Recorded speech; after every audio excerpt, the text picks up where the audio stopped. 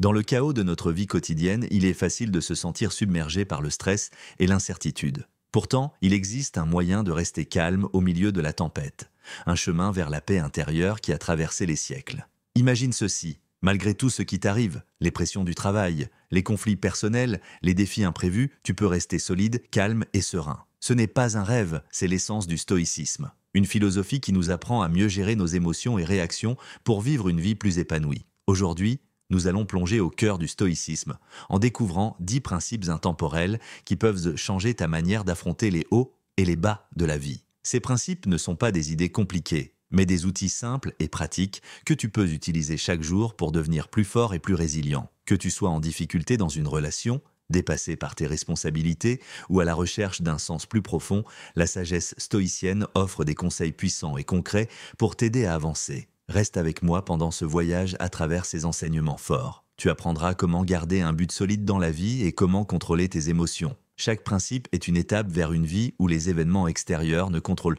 plus ta paix intérieure. À la fin de cette vidéo, tu auras les clés pour créer en toi un sentiment de calme et de confiance, peu importe ce que la vie te réserve. Alors, commençons ce voyage ensemble et découvrons comment la sagesse ancienne du stoïcisme peut t'aider à trouver une paix intérieure solide et un vrai bonheur. Si tu apprécies ce que nous faisons ici, je te demande juste un petit service gratuit. Clique sur le bouton s'abonner et ne saute aucune partie de la vidéo. Imagine que tu prends la mer sans savoir où tu vas. Tu dérives à la merci du vent et des vagues. C'est ce que la vie peut sembler quand on n'a pas de but clair, on se sent perdu et faible face aux difficultés. Épictète, un philosophe stoïcien, insistait sur l'importance d'avoir un but solide. Il disait « Les difficultés révèlent le caractère d'une personne et plus la difficulté est grande, plus la victoire est glorieuse. » Ce n'est pas juste une belle pensée, c'est un appel à l'action. Avoir un but solide, c'est comme avoir une boussole qui te guide à travers les tempêtes de la vie. Ce but ne tombe pas du ciel, il se construit peu à peu, en réfléchissant profondément à ce qui est vraiment important pour toi. Ce n'est pas seulement une question de carrière ou de réussite personnelle, mais de valeurs et de principes que tu veux suivre toute ta vie. Pose-toi ces questions. Que défends-tu? Quel genre de personne veux-tu devenir? Quand tu trouves ton but, il devient ton encre. Même si la vie t'apporte des défis, ce qui est inévitable, ton but t'aide à garder le cap. Les obstacles deviennent alors des étapes à franchir, pas des murs infranchissables.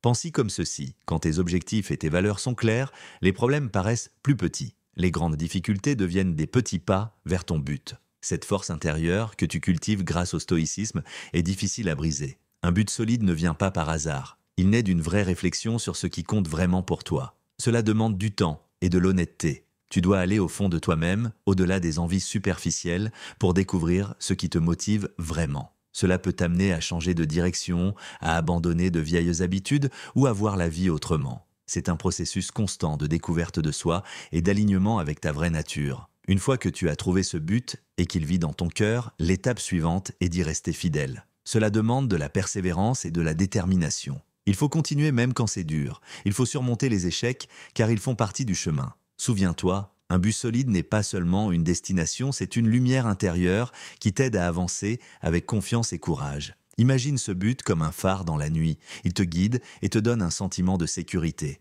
même quand la vie essaie de te faire dériver. Il t'empêche de sombrer dans les émotions et les difficultés. Voilà la puissance du stoïcisme. Ce n'est pas juste un ensemble de règles, c'est une compréhension profonde de la volonté et de la détermination. Épictète nous rappelle que le vrai pouvoir, c'est de rester engagé envers notre but.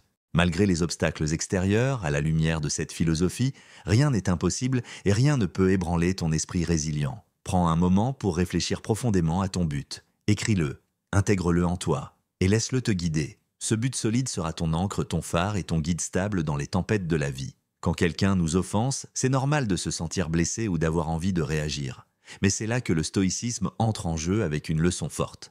Nos émotions viennent de nos pensées et de notre manière de voir les choses. Cela veut dire que nous avons le pouvoir de choisir comment réagir dans chaque situation. Plutôt que de laisser la colère nous envahir, voyons cela comme une chance d'exercer notre patience et notre maîtrise de soi. Imagine, chaque fois que tu résistes à l'envie de réagir trop vite, tu renforces ton esprit. C'est comme un muscle mental que tu entraînes pour rester calme et posé, quoi qu'il arrive. Le contrôle de l'esprit n'est pas seulement une compétence, c'est un art qui demande de la pratique chaque jour. Commence par de petites habitudes. Par exemple, fixe-toi de petits objectifs simples à atteindre chaque jour. Chaque objectif réussi, même petit, renforce ta confiance et ta capacité à diriger ton esprit. Concentre-toi sur le moment présent et apprends à mieux comprendre tes émotions. Quand tu réalises que tu peux choisir tes réactions, tu deviens plus fort face aux difficultés et moins affecté par les émotions négatives. Pense à l'histoire d'un boulanger qui se consacre chaque jour à améliorer son savoir-faire. Il ne se laisse pas perturber par les critiques ou les compliments. Il reste concentré sur sa progression.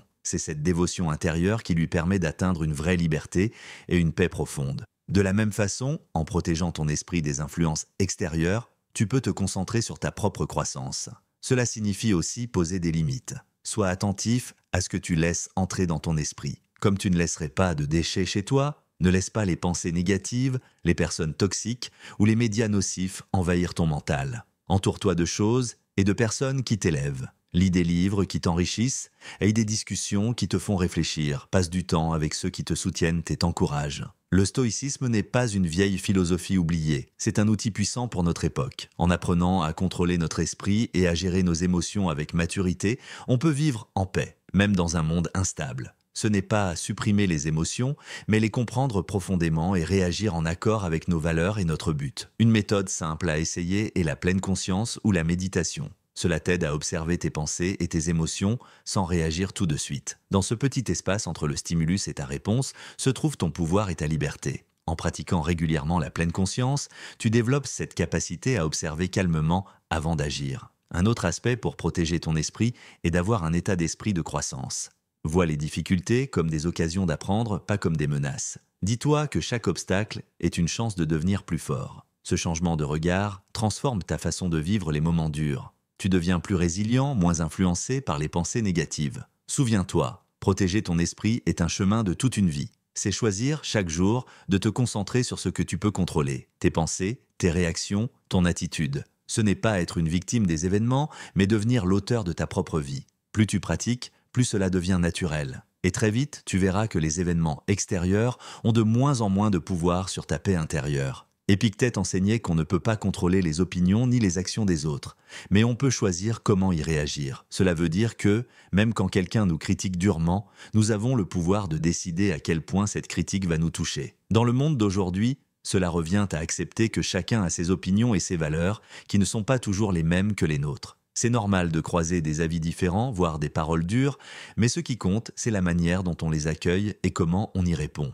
Mieux se connaître pour mieux réagir. La première étape pour bien gérer la critique, c'est de se connaître en profondeur. Quand tu sais pourquoi tu fais les choses, quand tu connais tes valeurs et tes intentions, alors les critiques perdent de leur force. Tu sais que tu agis selon ce qui est juste pour toi. Et dans ce cas, les mots négatifs des autres deviennent moins importants. Cette connaissance de soi est comme un bouclier intérieur. Elle t'aide à ne pas être trop influencé par les jugements extérieurs. Faire une paix.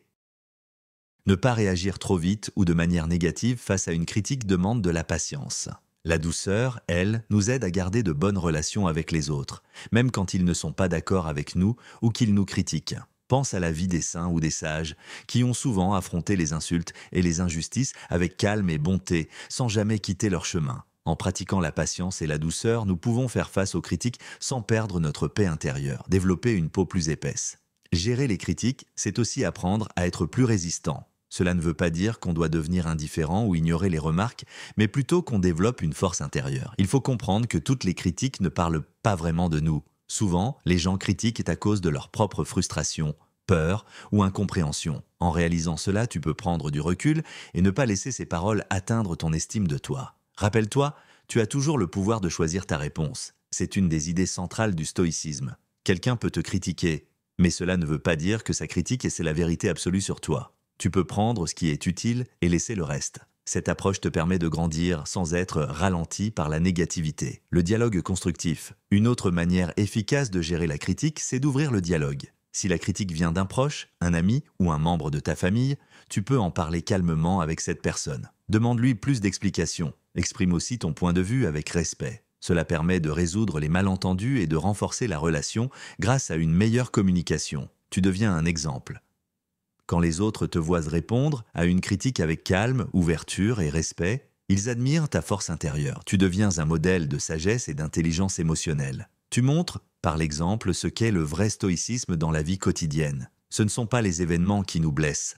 Épictète disait « Ce qui nous effraie ou nous blesse, ce ne sont pas les événements, mais la manière dont nous les voyons. Cela veut dire que quand quelqu'un t'offense, ce ne sont pas vraiment ses paroles ou ses actions qui te font du mal, mais ta perception de ces paroles et la réaction que tu choisis d'avoir. En d'autres mots, le pouvoir est en toi. C'est toi qui décides à quel point une offense va t'atteindre, reprogrammer son regard, le recadrage. Transformer une offense ne veut pas dire nier ses émotions. C'est normal de se sentir blessé ou en colère, mais le stoïcisme nous apprend à reconnaître ses émotions, sans les laisser nous contrôler. Il s'agit de créer un espace entre ce qui t'arrive et ta réponse. Et dans cet espace, tu retrouves ton pouvoir de choisir. Une méthode concrète, le recadrage mental, quand tu te sens offensé, essaie de voir la situation autrement. Au lieu de te concentrer sur le côté négatif, pose-toi cette question. Qu'est-ce que je peux apprendre de cette expérience? Cela ne veut pas dire que tu dois être d'accord avec la personne qui t'a critiqué, mais tu peux parfois en tirer une leçon utile pour grandir. Par exemple, si un ami critique tes choix de vie. Dans cet espace réside votre pouvoir de choisir une réponse qui correspond à vos valeurs et à vos objectifs à long terme. Une manière pratique de transformer une offense est la restructuration cognitive. Lorsque vous vous sentez offensé, essayez de voir la situation sous un autre angle. Au lieu de vous concentrer sur le négatif, demandez-vous ce que vous pouvez apprendre de cette expérience. Cela ne signifie pas que vous devez être d'accord avec la personne qui vous a offensé, mais cela vous permet d'en tirer des leçons potentielles et d'en ressortir grandi. Par exemple, si un ami critique vos choix de vie, au lieu de le prendre personnellement, demandez-vous s'il y a une part de vérité dans son observation ou si c'est une occasion de réaffirmer votre engagement envers vos valeurs. Le stoïcisme souligne aussi l'importance de l'empathie. Lorsque quelqu'un vous offense, essayez de vous mettre à sa place. Que vit-il qui pourrait expliquer son comportement? Cette perspective peut vous aider à répondre avec compassion plutôt qu'avec colère. Il ne s'agit pas d'excuser un mauvais comportement, mais de comprendre la condition humaine et de reconnaître que chacun a ses propres luttes. Une autre technique puissante est de pratiquer le pardon. Garder rancune et ressentiment ne fait que vous nuire. C'est comme boire du poison en espérant que l'autre personne souffrira. En choisissant de pardonner, vous vous libérez du poids des émotions négatives. Pardonner ne signifie pas cautionner l'offense, mais relâcher son emprise sur vous. C'est un cadeau que vous vous faites qui vous permet d'aller de l'avant avec paix et clarté. La philosophie stoïcienne nous enseigne aussi que la vraie force réside dans l'acceptation et le dépassement des difficultés, pas dans leur évitement. Chaque offense à laquelle vous êtes confronté est une opportunité de renforcer votre résilience. Tout comme un muscle se développe par la résistance, votre caractère se renforce en affrontant et en transformant les offenses. Plus vous vous exercez à cela, plus cela devient naturel, jusqu'à ce que les événements extérieurs aient peu de pouvoir pour troubler votre paix intérieure. Rappelez-vous que transformer une offense est une pratique. Ce n'est pas quelque chose que l'on maîtrise du jour au lendemain. Cela demande de la patience, de la conscience de soi et un engagement envers la croissance personnelle. Chaque fois que vous choisissez de transformer une offense, vous renforcez une habitude positive et rendez plus facile une réponse constructive à l'avenir. Épictète a souligné une vérité profonde. Ce sont nous qui attribuons un sens aux événements, créant ainsi la peur et la honte dans notre âme. Cela signifie que ces émotions ne sont pas inhérentes aux situations elles-mêmes, mais qu'elles proviennent de nos interprétations. Une fois que nous comprenons cela, nous pouvons commencer à changer notre façon de percevoir et de répondre à la peur et à la honte.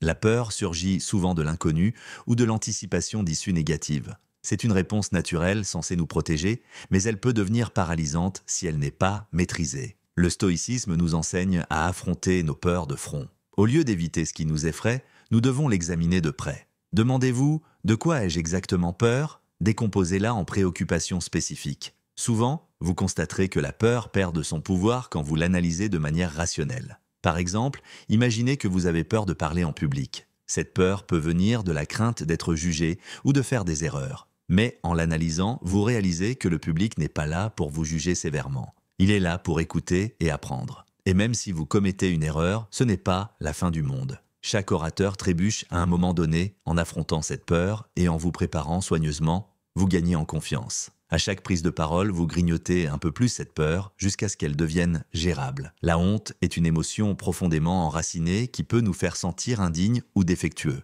Elle découle souvent de pressions sociales ou d'erreurs passées. Le stoïcisme nous enseigne à affronter la honte avec courage et compassion envers soi-même. Il s'agit d'accepter nos imperfections et d'apprendre de nos expériences plutôt que d'en être définis. Prenons une situation où vous vous sentez honteux d'une erreur passée. Au lieu de laisser cette honte s'envenimer, affrontez-la directement. Réfléchissez à l'erreur et comprenez pourquoi elle s'est produite. Qu'en avez-vous appris? Comment pouvez-vous utiliser cette expérience pour grandir et devenir une meilleure personne? Ce processus de réflexion et d'apprentissage vous aide à transformer la honte en une leçon précieuse plutôt qu'en une source d'autodépréciation. Dans cet espace réside votre pouvoir de choisir une réponse qui correspond à vos valeurs et à vos objectifs à long terme. Une manière pratique de transformer une offense est la restructuration cognitive. Lorsque vous vous sentez offensé, essayez de voir la situation sous un autre angle. Au lieu de vous concentrer sur le négatif, demandez-vous ce que vous pouvez apprendre de cette expérience. Cela ne signifie pas que vous devez être d'accord avec la personne qui vous a offensé, mais cela vous permet d'en tirer des leçons potentielles et d'en ressortir grandi. Par exemple, si un ami critique vos choix de vie, au lieu de le prendre personnellement, demandez-vous s'il y a une part de vérité dans son observation ou si c'est une occasion de réaffirmer votre engagement envers vos valeurs. Le stoïcisme souligne aussi l'importance de l'empathie. Lorsque quelqu'un vous offense, essayez de vous mettre à sa place. Que vit-il qui pourrait expliquer son comportement ? Cette perspective peut vous aider à répondre avec compassion plutôt qu'avec colère. Il ne s'agit pas d'excuser un mauvais comportement, mais de comprendre la condition humaine et de reconnaître que chacun a ses propres luttes. Une autre technique puissante est de pratiquer le pardon. Garder rancune et ressentiment ne fait que vous nuire. C'est comme boire du poison en espérant que l'autre personne souffrira. En choisissant de pardonner, vous vous libérez du poids des émotions négatives. Pardonner ne signifie pas cautionner l'offense, mais relâcher son emprise sur vous. C'est un cadeau que vous vous faites qui vous permet d'aller de l'avant avec paix et clarté. La philosophie stoïcienne nous enseigne aussi que la vraie force réside dans l'acceptation et le dépassement des difficultés, pas dans leur évitement. Chaque offense à laquelle vous êtes confronté est une opportunité de renforcer votre résilience.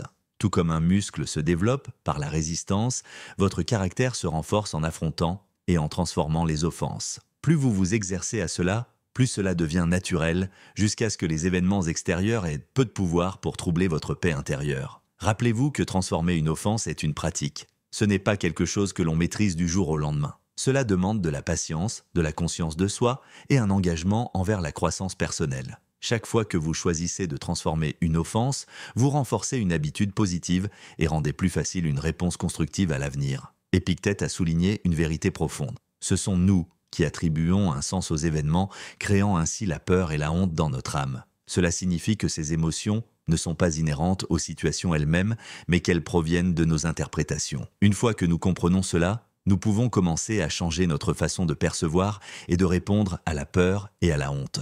La peur surgit souvent de l'inconnu ou de l'anticipation d'issues négatives. C'est une réponse naturelle censée nous protéger, mais elle peut devenir paralysante si elle n'est pas maîtrisée. Le stoïcisme nous enseigne à affronter nos peurs de front. Au lieu d'éviter ce qui nous effraie, nous devons l'examiner de près. Demandez-vous « De quoi ai-je exactement peur ?» Décomposez-la en préoccupations spécifiques. Souvent, vous constaterez que la peur perd de son pouvoir quand vous l'analysez de manière rationnelle. Par exemple, imaginez que vous avez peur de parler en public. Cette peur peut venir de la crainte d'être jugé ou de faire des erreurs. Mais en l'analysant, vous réalisez que le public n'est pas là pour vous juger sévèrement. Il est là pour écouter et apprendre. Et même si vous commettez une erreur, ce n'est pas la fin du monde. Chaque orateur trébuche à un moment donné en affrontant cette peur et en vous préparant soigneusement, vous gagnez en confiance. À chaque prise de parole, vous grignotez un peu plus cette peur jusqu'à ce qu'elle devienne gérable. La honte est une émotion profondément enracinée qui peut nous faire sentir indignes ou défectueux. Elle découle souvent de pressions sociales ou d'erreurs passées. Le stoïcisme nous enseigne à affronter la honte avec courage et compassion envers soi-même. Il s'agit d'accepter nos imperfections et d'apprendre de nos expériences plutôt que d'en être définis. Prenons une situation où vous vous sentez honteux d'une erreur passée. Au lieu de laisser cette honte s'envenimer, affrontez-la directement. Réfléchissez à l'erreur et comprenez pourquoi elle s'est produite. Qu'en avez-vous appris ? Comment pouvez-vous utiliser cette expérience pour grandir et devenir une meilleure personne ? Ce processus de réflexion et d'apprentissage vous aide à transformer la honte en une leçon précieuse plutôt qu'en une source d'autodépréciation.